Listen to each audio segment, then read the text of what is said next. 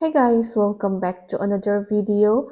Ngasigi video sidi mayam career based over reading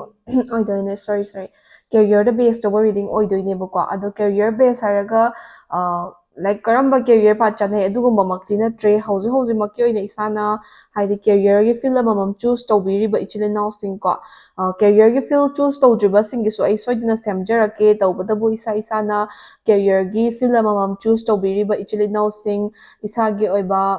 kay haini career field apamba ma choose toraga already changshinba horababu oiro or changshinaba hotnaribabu oiro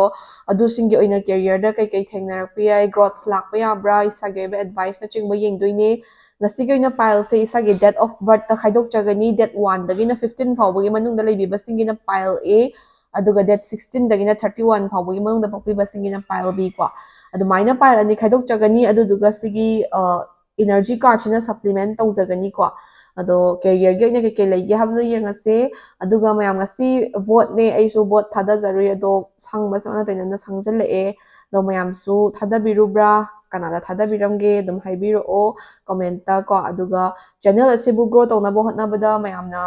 like subscribe amadi share tawbiramo comment dum tawbiramo ko ado ngasi ga di career gi reading se hawrse that 1 dagina 15 phawba pokpi basingina pile A 16 dagina 31 phawbagi manungda pokpi basingina pile B ko hawrse reading se mayam so mayam ngasigi ahanba pile A ko pile A habadi date 1 dagina 15 phawbagi manungda pokpi ba ichile now sing di oina career gi oiba kari vision laige hawjikse habadugi maramda reading se yengdoine ado akhoi ahanbada career gi oiba main card se hana pick tawrse ko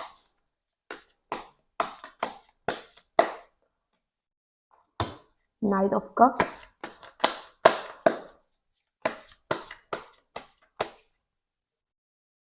Ten of Wands reverse,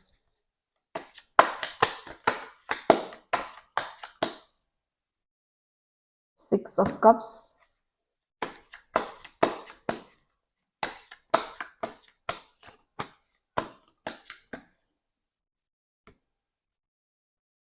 Three of Pentacles ko. Aduga akhoi energy card amuk hapchage pile A habadi date 1 dagina 15 phawbagi manungda pokpi ba ichile now singdoina career ge kari energy laige habada ko letting go,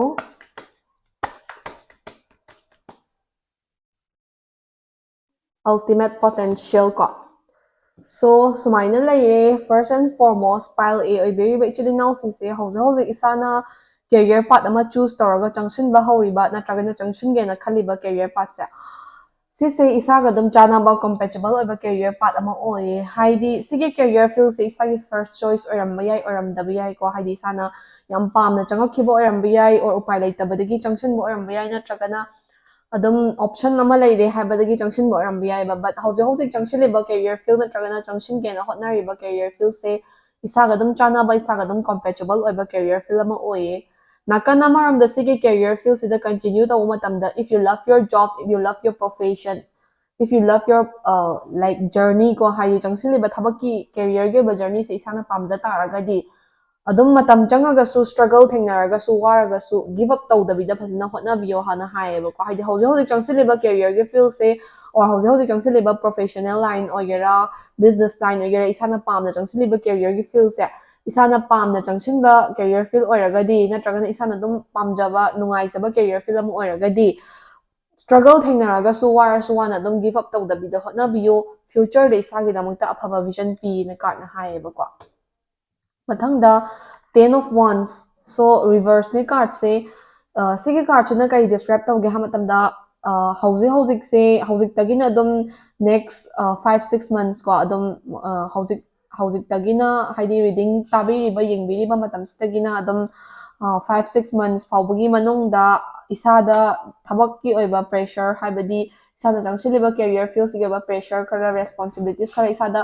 hengalakadawagi mami taeba ko haibadi isana hauzik handle tawriba duties and responsibilities natragana isana hauzik puriba pressure sidagi katang henba kitang ahenba duties khara katang ahenba responsibilities khara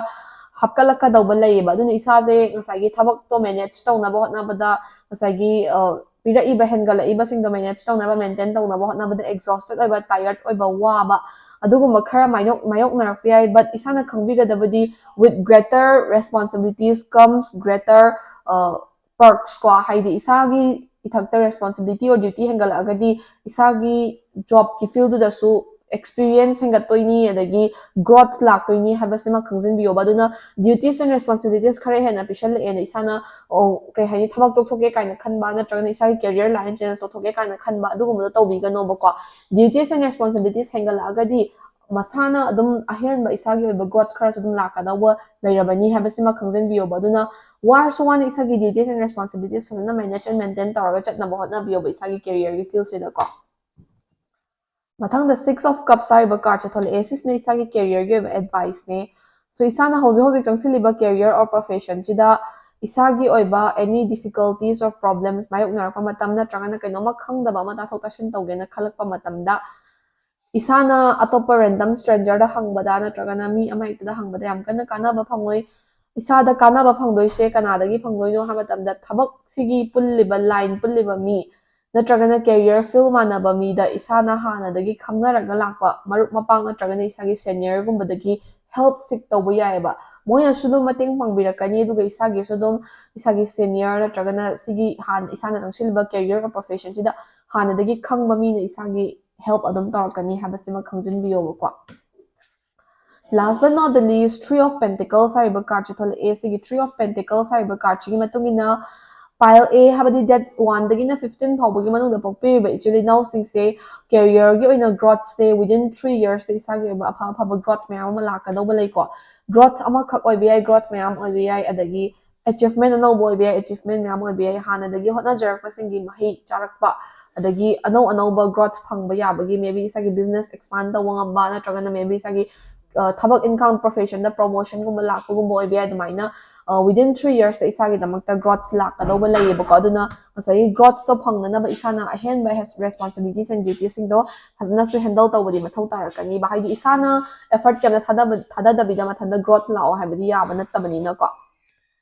energy card ke ni apa matamda letting go sigi card china isana sumaina isagi career or profession je changsinaba hotnarakpa hoji changsinliba lambi sida nungaitaba mayam ama mayoknarambi yai thainarambi yai struggles adagi mi ngonda nungaitaba bu oiro adagi kainoma da pendaba bu oiro aduguma mayam thainarappi yai ba but mingondagi revenge launaba natragana mana ingonda nungaihandre na magi nungaitanaba taunaba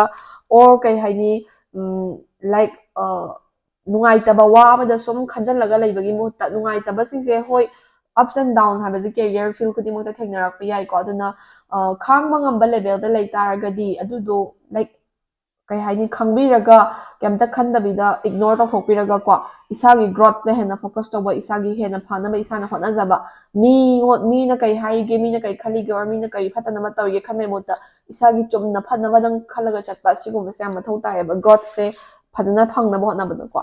aduga sigi hoje pile A oibiriba chilinaw sina changsinbiriba career field se isaga dum chanaba isagi damakta potential laiba career field ama oye aduna isana ninghanaba laitana hotnaragadi afaba vision pi haina karna visualize taweba so reading se sida loire stagi lawba yabe advice sing lawsinbiraga mathangi reading amuk ngai minarase ko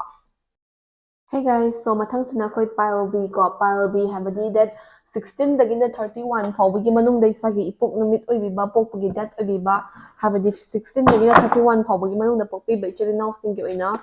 career ge oiba kari vision leige habadu yengminarasi ko first and foremost akoi pile B gi damakta card cha hana shuffle tawjare aduga pick tawarse 10 of cups ko Ace of Swords,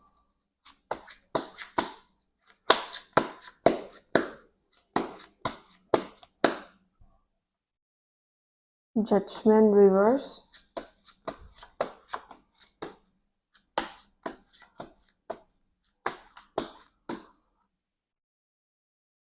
Temperance,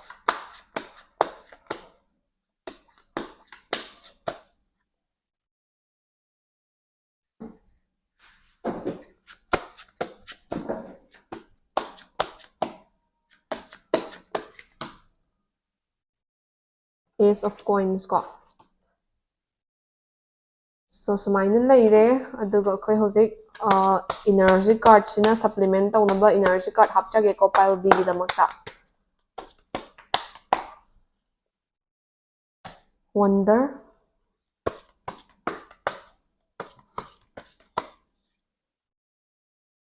forgiveness,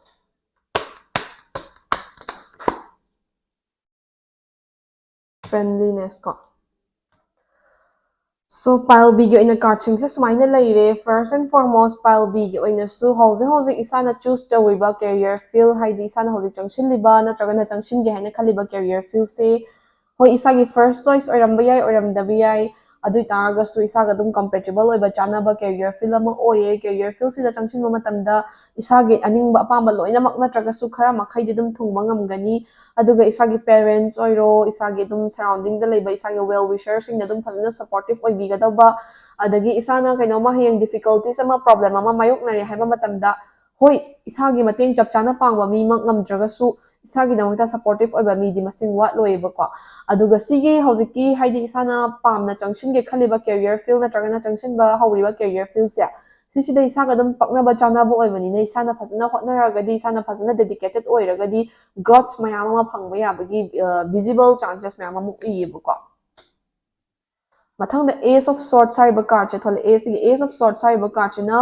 pile B oiberiba ichilinaw singna isagi career field se choose tabo matamda be clear, be sharp and be pointy ko haidi isana sigi career field se choose tawrabani sigi career field se isaga chanare haina khalabani changshin ba hawramba yai hawramdriba yai ko tawbadabu smaina chanare na khankraba career field natragana isana pamjare na changsilage na khaliba career field se sise changshinna ba hotnabada natragana changshinba hawra matungda difficulties problem and struggle di dum mayoknarpa yaeba ko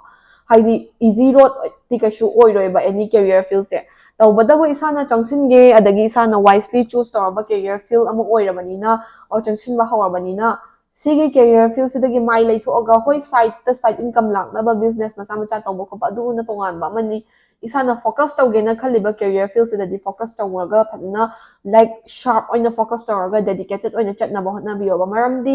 isana pamiba career field se diverted oiba yaba career field oidebako haidi sigi career field se changena khangragadi or changba hawragadi atopada divert tawbada sida kanaba ngamoiba aduna sisida growth tawge sisida afabo oige haragadi atopa singje loinamak ignore tawba divert tawba atopada divert tawdaba mathau taeba haidi sigi career field sida full focus piraga hotnaba mathau taeba ngasagi success to achieve tawdri phawbadi ko mathangda judgment hariba card reverse thole so sigi judgment hariba card reverse na pile B oibiriba ichilinaw singse isagi career gi oina sigi lambi haidi hauza hauji changshin gena khaliba career field natragana changshin ba hawriba career field sa changshin matamda mina lana judge tawbibagumba maybe isagi character da judge tawbabu oiro natragana isagi personality judge tawbabu oiro or isagi profession jibu lana ubabu oiro natragana thabak tawminariba colleague marakta natragana business tawminariba marup mapang masen marakta ko adum nungainadaba adagi mina lana ubiba natragana isana afaba ama tawraga su phatana ubibagumba misjudge tawbiba siguma se khara thingnarakaniba aduna mingon yam ahen the expectation thambiganoba ko sigi career field sida sigi profession sida or sigi business sida haidi isana changshin ge khaliba sida grow tawge haina khallagani ko isana mina kai ngangnagi ge mina kai khallige habse pura ignore tawraga isana isada full focus piraga hotnaba mathau tai ba haidi you will stand for yourself in your profession or in your career field ko haidi supportive oiba mi di isagi well wisher myam ama leibiyai but struggle khudimakti isai thanana mayoknarkani baduna mina kai ngangnagi mina kai khange habse sida yam kana focus tawbiganoba ko mathangda temperance hariba card che tholaeba so hauji se isagi life se career ge ina balance se kitang kaiba natragana balance kitang leitaba career ge field se changshin lingai marak sida dum kitang problematic oibagumba bu oiro natragana changshin ringai oibagi balance leitaba bu oiro dumaina kitang off balance oiba kitang problematic oibagi natragana kitang struggle thingnaba gumbagi mami taye tawbadabu isagi life se isagi career ge oina yam athuba matamda balance ta lakadobagi mami leye haidi off balance se kaishu kuina oiroi yam athuba matamda isagi hotnabagi matung inna ko isagi hotnabagi result ki makha ponna isagi life se balance and stability da lakadobagi mami uyeba ko mathangda ace of coins so isana hauji changshin gena kharleba career field natragana already changshin ba horaba career field se sise isaga chanai isagi damata aphaba pi isana fazna focus toragadi aphaba mayam ama pi haire so sigi career field sida paisa nung sagi oina su yam hekta problematic oibado oiroba paisa nung sagi basu financial flow su dum lakani bako aduduga isana fazna wisely sinaragadi growth mayam ama experience to yai ba aduga hojik tagina 2 years ki manung de isagi oiba apha growth mayam ama sigi career field sida like thainara agani haitare ko aduduna sigi career gi field se isan already choose to biriba career field se changshin ba hojriba singina howna ba hotna biro and already changshin ba howraba singi oina su phajana sort out toraga like changshin biro ba ko career field se aphaba oige haina khanbi taragadi ko aduga nakana maromda like nasagi sigi career field sida aphaba growth mayam ama isagi damuta thengnarak pa yabai vision se piyeba ko energy card oina first and foremost wonder ko so isana hojik se edom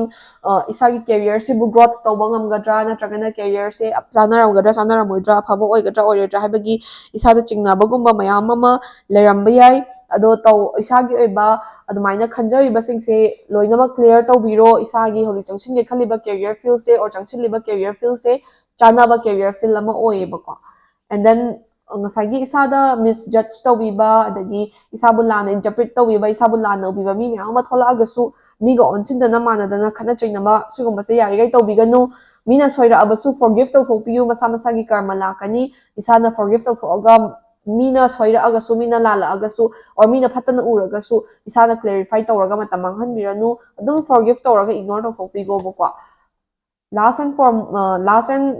but not the least friendliness hariba energy card sigi matungina isagi career field sida isagi profession sida natragana isagi business line sida mi khudingmak friendly oina loina na hotna biyo isana hoi mukna daba yadaba matang matam york pi adugu matam de attitude toba kem kaide ego toba kem kaide ko toba dabu isagi career gi oina phasna growth laina ba natragana isagi